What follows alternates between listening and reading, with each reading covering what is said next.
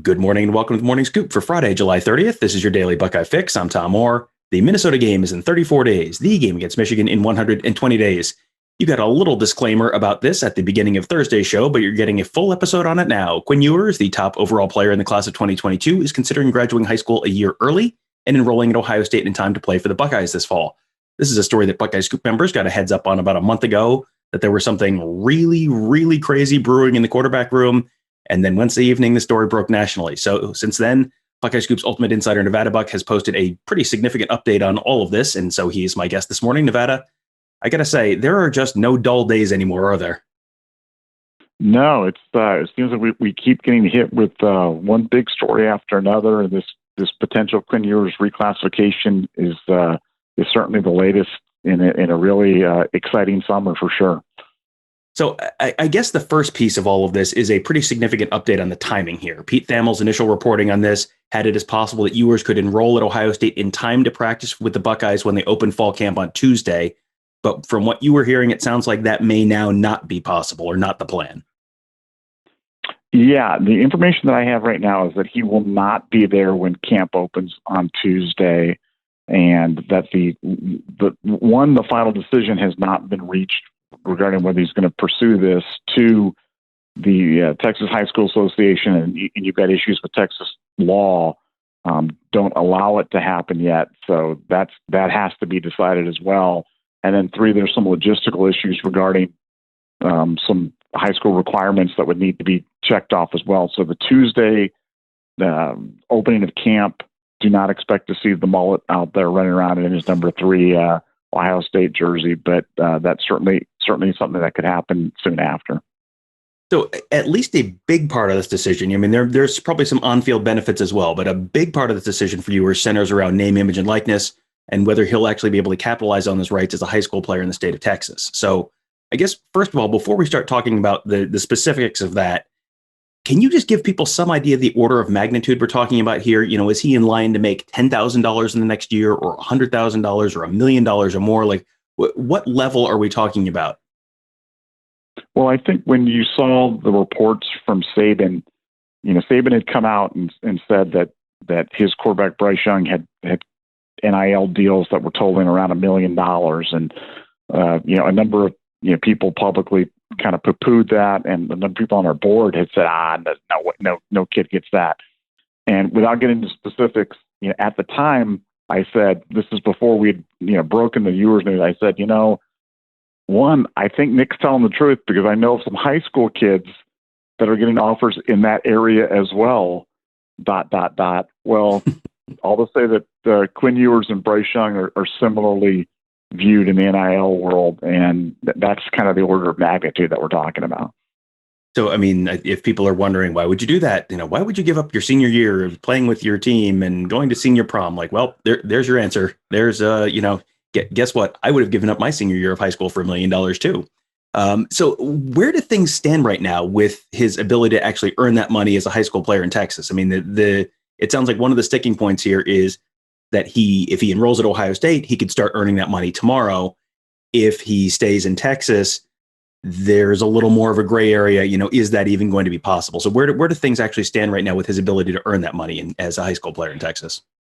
Yeah, he's restricted in Texas right now. That it's prohibited for high school players to take NIL money. And I'm summarizing, but that's basically what it is. If you're a high school player in Texas, NIL does not apply. Obviously, college players can take advantage of it, but high school players cannot sell their name, image, and likeness right now in Texas.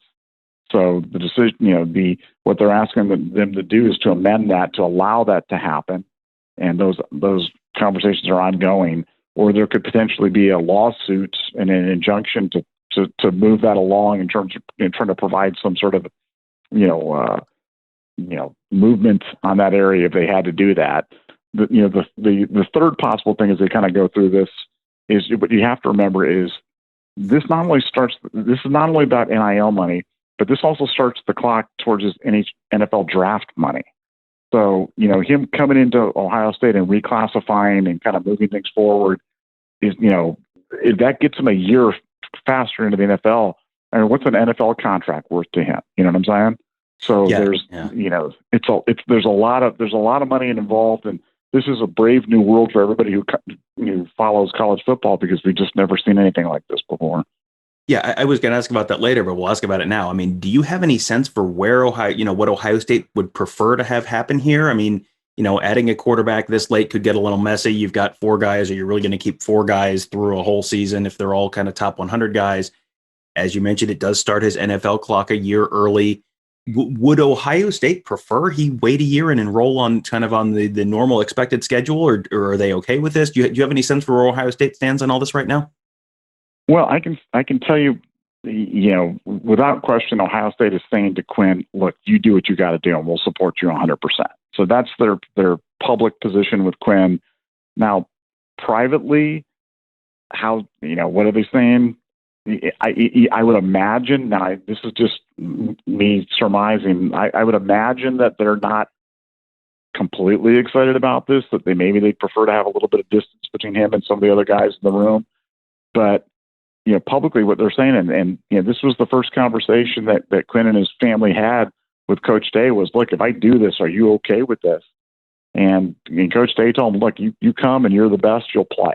And it's Ohio State, the best, iron sharpens iron, and the best players play. So if you come and you're good enough to win the spot, then you're going to play. I mean, he's coming with the intention of playing. He's not coming thinking he's going to hold the clipboard or wear the hat backwards or cheer on the team, or he's thinking he's good enough to come in and play. Whether he is, we'll have to wait and see. But that's certainly his stated intention. Yeah, when we recorded the instant reaction show, Tony Gerdeman and I, on Wednesday afternoon when all this news broke, there was, I think my initial reaction was like, oh, okay, he's going to enroll this fall, show up on campus, take a year to get adjusted to campus, maybe learn the playbook, make some money, set himself up to compete for the starting job in future seasons. Maybe this makes him more likely to win the 2022 starting quarterback job. I mean, is this like possible that in his mind he has a chance to come on, walk onto campus and, he's not necessarily going to win the starting quarterback job right now, but be the number two guy, and someone gets hurt and he's all of a sudden the number one guy, or he has a chance to win the job later in the year, or do they have a package for him? I mean, like what is the expectation here on his end, or is that kind of like get to Columbus and then figure it out? Well, I think my feelings were pretty much in line with yours when I first heard this, which was like, hey, use this as an acclimation year and learn the offense, and boy, you're way better positioned to take over the job next year if that was even possible. But Quinn's a confident kid, and Quinn believes he can come in, that he can pick things up quickly, and if he gets the chance out there in the field, that he's just not going to give up the job. Now, whether that's realistic or not, there's some really, really good quarterbacks in that room, really good experienced quarterbacks in that room. But, I think at the end of the day, Ohio State wins on this, because whoever's going to come out of these battles is going to be really, really good and really, really talented.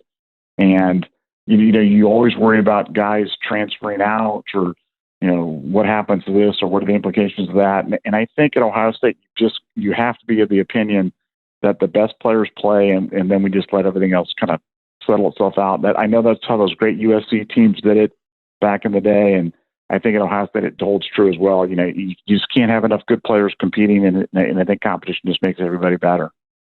Yeah, this is going to be a fascinating thing to watch play out if it does play out this fall. And then, man, oh man, you want to talk about some drama around a 2022 spring quarterback battle between, pick any three or four of the names in that quarterback room right now, and all of them are coming back with at least some experience. If this does play out that way, like that's going to be a fascinating. There's going to be some intrigue around the 2022 spring game. There might be a lot more intrigue around the fourth quarter of the 2021 Akron game. All of a sudden, like there is a whole lot that's maybe going to be more interesting to watch than we might have thought before.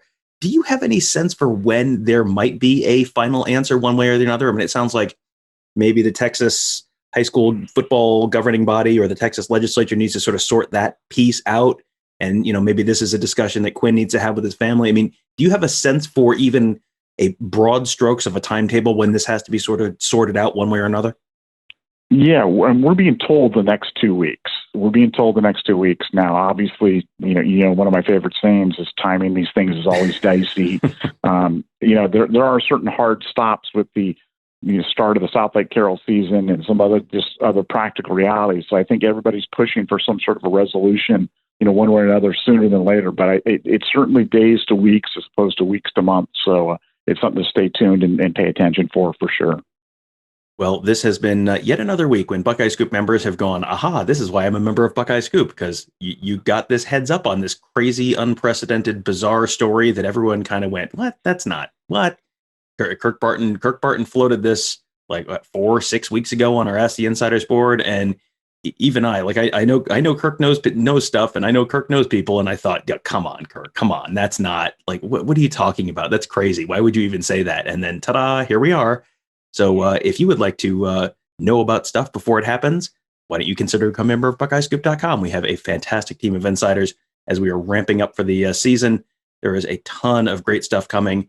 Man, oh man, as I said off the top of the show, there is just never a dull day anymore. Like there is no off season. And even if there was, it's over now. Fall camp is coming on Tuesday.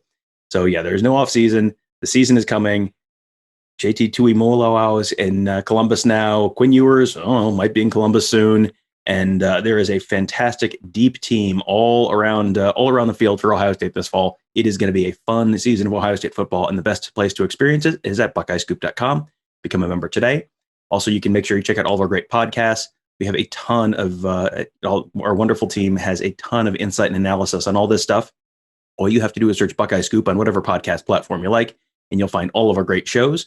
You can subscribe right there. Do leave us a 5-star rating and review. That will help other folks find those shows as well. And we do genuinely appreciate it. If you do leave us a 5-star review, it does helps other folks find those shows. It does take just a second. So that is, if you're thinking, hey, we get all this great content for free, well, that's a great way to say thank you is to leave us a good review that will help other folks find those shows. And finally, if you're watching this on YouTube, youtube.com/Buckeye Scoop, at the end of this video, you're going to have a little thing pop up, and there will be another video from Buckeye Scoop that you might want to watch. But also on the right-hand side of your screen, there's going to be a little circle that has a Buckeye Scoop logo.